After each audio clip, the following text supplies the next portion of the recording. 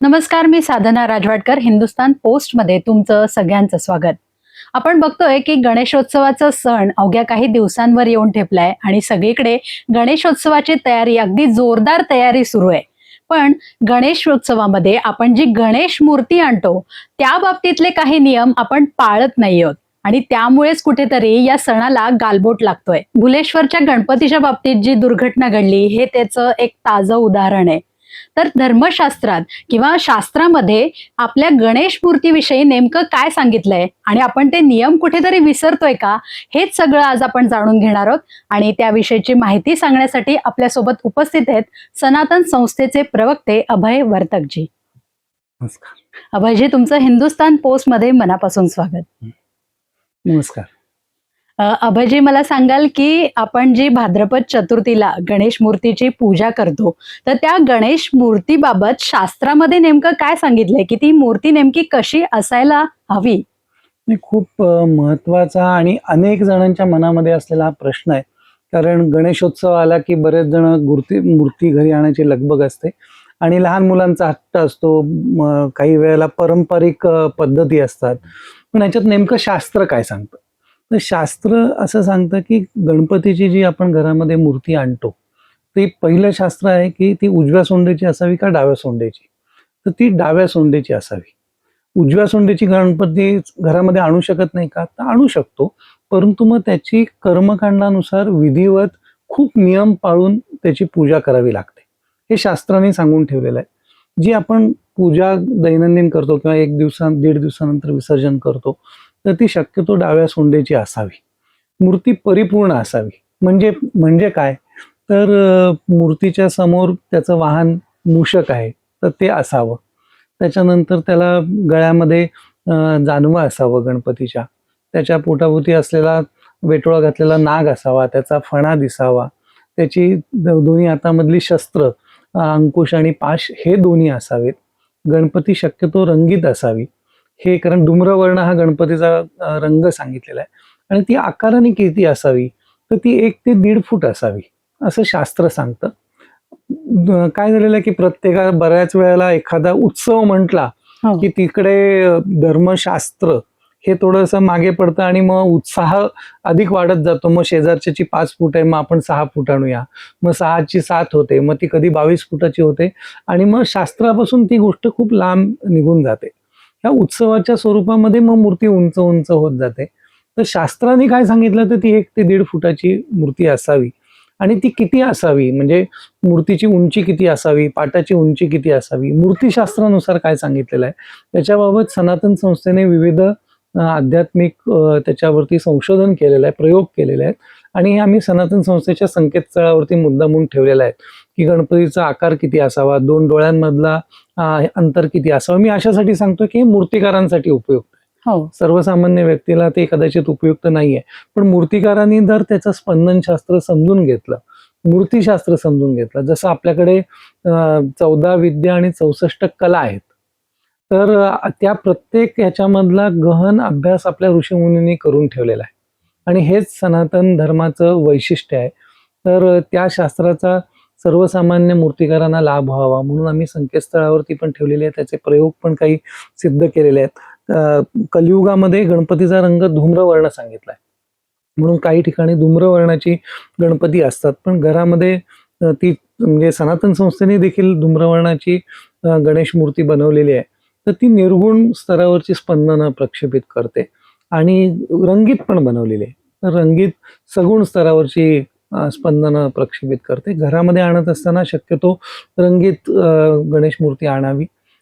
शक्यतो ती म्हणजे सगळी व्यवस्थित येईल, त्याची षोडशोपचार पूजा होईल, या पद्धतीने गणेश मूर्ती आणावी हे शास्त्र सांगतं. मूर्तीविषयी शास्त्रात काय सांगितलंय तुम्ही सांगितल्यात आणि तुमच्या बोलण्यात स्पंदन शास्त्राचा उल्लेख आला.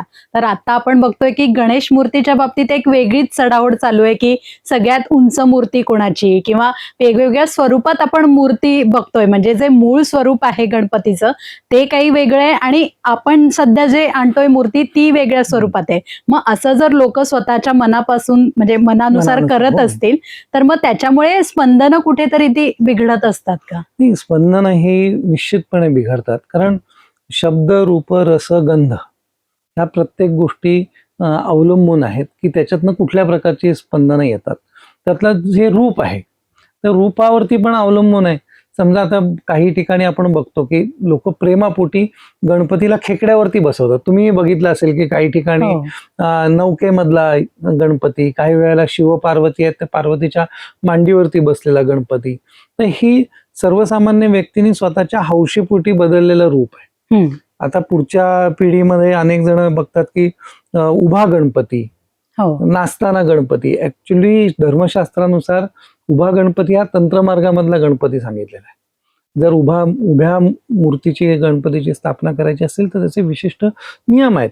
अर्थात हे जर आपल्याला शास्त्र समजून घेऊन करायचंय, जर एखाद्याला वाटतंय की माझ्या घरामध्ये मी अशा पद्धतीची गणेश मूर्ती बसवीन की ज्याच्यामुळे माझ्या परिवाराला आध्यात्मिक स्तरावरचा लाभ व्हायला पाहिजे, तर त्याच्यासाठी या सगळ्या गोष्टी आहेत. हम्म. मग तो आध्यात्मिक लाभ करून घ्यायचा असेल तर ती योग्य स्पंदन असली पाहिजेत. जसं मी तुम्हाला सांगितलं की त्याचे आकार आम्ही मुद्दामून संकेतस्थळावरतीच ठेवलेले आहेत. अगदी अनेक वेळेला आम्ही मूर्तिकारांसाठी वर्ग घेतलेले आहेत, त्यांच्याकडे ते जाऊन प्रबोधन केलेलं आहे. अनेक मूर्तिकारांनी पेणमधल्या, म्हणजे पेणमध्ये बहुतांश मूर्ती तयार होतात, तर तिकडे ते स्वीकारलं देखील आहे आणि त्याच्यानुसार बदल करून शास्त्रानुसार गणेश मूर्ती बनवण्याचा प्रयत्न सुरू केलेला आहे. तो निश्चितच स्तुत्य आहे, त्यांचा अभिनंदन करण्यासारखा आहे. तर स्पंदनं जर योग्य पाहिजेत घरामध्ये तर योग्य आकाराची, योग्य स्वरूपाची, कारण तुम्ही जसं म्हणालात की खूप विचित्र अगदी वेगवेगळ्याच प्रकारचे गणपती, कोण पुस्तक वाचतानाचा गणपती, या सगळ्या गोष्टी करू नयेत. म्हणजे त्या टाळाव्यात. कारण गणपती बुद्धीची देवता आहे. आपण गणपती हा 10 दिशांचा स्वामी त्याला म्हटलेला आहे. गणपती जेव्हा आपण कुठल्याही घरामध्ये पूजन करतो, प्रथम गणेश पूजन होतं.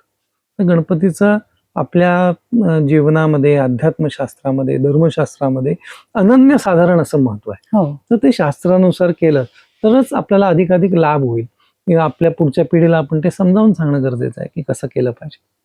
गणेश मूर्तीविषयी आपण बोलतोय, तर गणपती अथर्व शीर्षामध्ये एक श्लोक आहे ज्याच्यामध्ये गणपतीची मूर्ती कशी असायला पाहिजे याविषयीचं वर्णन केलंय, तर त्याविषयी काय सांगाल? तुम्ही सांगितलं की धर्मशास्त्रामध्ये या सगळ्या गोष्टी दिलेल्या आहेत.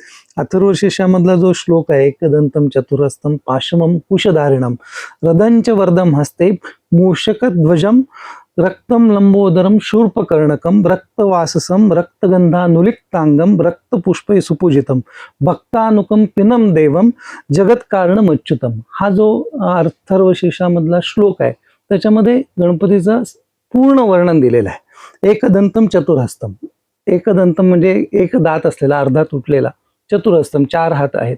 त्याच्यातल्या दाताचं वर्णन पण कसं आहे, एकदंतम म्हणजे काय, तर अर्धा जो दात तुटलेला आहे त्याचा एक अर्थ पण आहे की अर्धा दात तुटलेला, त्याचे 2 दातांची नावं कुठली आहेत, तर मेधा म्हणजे बुद्धी आणि दुसऱ्या दाताचं नाव आहे श्रद्धा. अच्छा. जो तुटलेला दात आहे तर त्याचं नाव बुद्धी असं आहे आणि जो पूर्ण दात आहे त्याचं नाव श्रद्धा असं आहे. म्हणजे एकदंतम चतुरहस्तम, 4ही हात त्याचे पाहिजेत, पुढे मूषक पाहिजे. मगाशी मी सगळं सांगितलं, रक्तपुष्पै सुपूजितम म्हणजे लाल रंगाने तो सुपूजित आहे. त्या श्लोकामध्ये सगळं वर्णन केलेलं आहे. मगाशी मी पहिल्याच प्रश्नामध्ये ते सांगितलं की ते परिपूर्ण वर्णन आपल्या मूर्तीविषयी अथर्वशीर्षामध्ये दिलेलं आहे. आपण त्याच्यानुसार मूर्ती बसवली पाहिजे. गणपतीला लाल फुल का आवडतो त्याचंही या प्रश्नामध्ये उत्तर मिळालं. लंबोदर म्हटलेलं आहे, त्याचं पोट पुढे म्हटलेलं आहे. लंबोदर का म्हटलेलं आहे, तर गणपतीला म्हणजे जेव्हा शिवशंकर तांडव करत होते तेव्हा गणपती नृत्य शिकला. पार्वती देवीच्या झंकारातून तो संगीत शिकला. तो वेदविद्यांनी संपन्न आहे. तर एवढ्या सगळ्या विद्या त्यांनी संपन्न असल्यामुळे तो लंबोदर त्याचं नाव आहे. लक्षात घेतलं पाहिजे की गणपती ही विद्येची देवता आहे. हो. म्हणून आपण ह्या सगळ्या गोष्टी समजून उमजून केल्या पाहिजेत. मला हिंदुस्थान पोस्टचं कौतुक वाटलं की त्यांनी गणपतीच्या गणेशोत्सवाच्या तोंडावरती हा विषय घेऊन लोकांपर्यंत पोहोचवला की धर्मशास्त्र लोकांपर्यंत पोहोचवणं सनातन संस्थेचं कार्य आहे. सनातन संस्था मुळात त्याच्यासाठी स्थापन झालेली आहे. आम्ही हा गणपतीचा हा ग्रंथ देखील प्रकाशित केलेला आहे. त्याच्यावरती ह्या ग्रंथामध्ये सगळी गणपतीच्या विविध नावांची अर्थ दिलेला आहे. गणपतीचं नाव विकट आहे, तर पुढच्या पिढीला कळणार नाही की विकट का त्याचं नाव आहे. किंवा गणपतीचं दुसरं नाव आहे की उमाफल. उमाफल हे पण गणपतीच्या नावात त्याचा अर्थ काय आहे. अशा विविध नावांचा अर्थ ह्या ग्रंथामध्ये दिलेला आहे. तो आवर्जून सनातनच्या ग्रंथामध्ये ज्यांना इच्छा आहे किंवा अधिक जाणून घ्यायचं आहे, आणि हा ग्रंथ sanatan.shop.com वरती आम्ही ऑनलाईन उपलब्ध देखील ठेवलेला आहे. उद्देश एवढाच आहे की अधिकाधिक लोकांपर्यंत हे शास्त्र समजावं. गणपतीच्या मूर्तीविषयी आपण बोलतोय. गणपतीच्या हातात जी शस्त्र असली पाहिजेत किंवा गणपतीची मुद्रा कशी असली पाहिजे याविषयीचे सुद्धा काही नियम आहेत का? गणपतीच्या हातामध्ये पाश आणि अंकुश हे दोन्ही शस्त्र त्याची दिलेले आहेत. प्रत्येक देवतेच्या हातामध्ये वेगवेगळी शस्त्र असतात. आपण बघतो श्रीकृष्णाच्या हातामध्ये सुदर्शन चक्र आहे, शंख दिलेला आहे, तर ह्याच्या पाठीमागे विशिष्ट शास्त्र असतं. तर ही गणपतीची दोन्ही शस्त्र आहेत, त्याची मुद्रा पण दिलेली आहे. मुद्रा त्यांनी आशीर्वादाची मुद्रा दिलेली आहे. गणपतीचा आशीर्वादाचा एक हात असतो, आपण बघतो. एका मोदक आहे, मोदक काय, मूर्तीमध्ये मोदक असलाच पाहिजे मूर्तीच्या ठिकाणी, कारण मोद म्हणजे आनंद आणि क म्हणजे कण, आनंदाचा कण म्हणजे मोदक, अशी ती परिपूर्ण मूर्ती असली पाहिजे. आणि गणपतीची वरद मुद्रा पाहिजे. या हाताची मुद्रा त्याची वरद मुद्रा असते, त्या वरद मुद्रेमधला श्री गणेश आपल्या घरामध्ये आणला पाहिजे. आता मुलाखतीच्या शेवटी तुम्ही सगळ्या प्रेक्षकांना या म्हणजे काय आवाहन कराल? प्रेक्षकांना एवढंच आवाहन करेन की गणेशोत्सवामध्ये, आता गणेशोत्सव येतोय, तर रोज गणपतीचा जप करा. आवर्जून घरामध्ये सगळ्यांना एकत्रित बसवा, गणपतीच्या समोर बसून नामस्मरण करा. कारण श्री गणेशाला काय आवडेल? आपल्या घरामध्ये गणपती आलाय तर त्याला त्याचं नामस्मरण आवडेल. ते आपण केलं पाहिजे. आपण घरामध्ये जी आरती म्हणतो तर ती आरती लयबद्ध, शांत आणि सुस्वरामध्ये म्हटली जाईल. बऱ्याच वेळेला आरती म्हणताना जोराजोराने ओरडतात, मग स्पर्धा लागल्यासारखं करतात. तसं करू नका, कारण हे टाळलं पाहिजे. कदाचित ते लोकांना आवडेल की नाही माहीत नाही, पण हे आपण सांगणं आपलं काम आहे की हे आपल्या याच्यातल्या प्रथा, कोणी आपल्यावरती टीका करता कामा नये. ही कोणावरती टीका नाही आहे, तर इतरांनी करू नये म्हणून हे सांगितलेलं सनातन संस्थेचं आव्हान आहे की मोठ्या आवाजात, कर्णकर्कश आवाजात हे करू नका. आरती सुस्वरात म्हणा, त्याचे रोज नामजप करा. किंवा काही वेळेला गणेशोत्सव मंडपामध्ये आता प्रकार थोडे थोडे कमी होत आहेत की जुगार खेळणं, दारू पिणं फार मोठ्या प्रमाणात पूर्वी होतं, ते कमी करा. सनातन संस्था याविषयी खूप ठिकाणी प्रबोधनाचं कार्य करते, कारण आपणच आपल्या धर्मामधल्या सगळे जे अपप्रकार आहेत तर ते रोखले पाहिजेत. म्हणून हे कार्य आहे, हेच आव्हान. नक्कीच सर, तुम्ही सगळी जी माहिती सांगितलीत की मूर्ती शास्त्रानुसार कशी असायला हवी आणि एकूणच आपण गणेशोत्सव कसा साजरा करायला हवा हे सुद्धा तुम्ही सांगितलं. ही सगळी माहिती तुम्ही सांगितलीत त्यासाठी मनापासून धन्यवाद. तर हे होते अभय वर्तक सर, आणि त्यांनी आपल्याला शास्त्रानुसार मूर्ती कशी असायला हवी, गणेश मूर्ती कशी असायला हवी याविषयीची माहिती सांगितली. आणि ही सगळी माहिती ऐकल्यानंतर किंवा ही एकूण मुलाखत बघितल्यानंतर लोक आपल्या चुका सुधारतील आणि गणेशोत्सव योग्य पद्धतीने साजरा करतील अशी अपेक्षा मी या मुलाखतीच्या निमित्ताने व्यक्त करते. गणपती बाप्पा मोरया.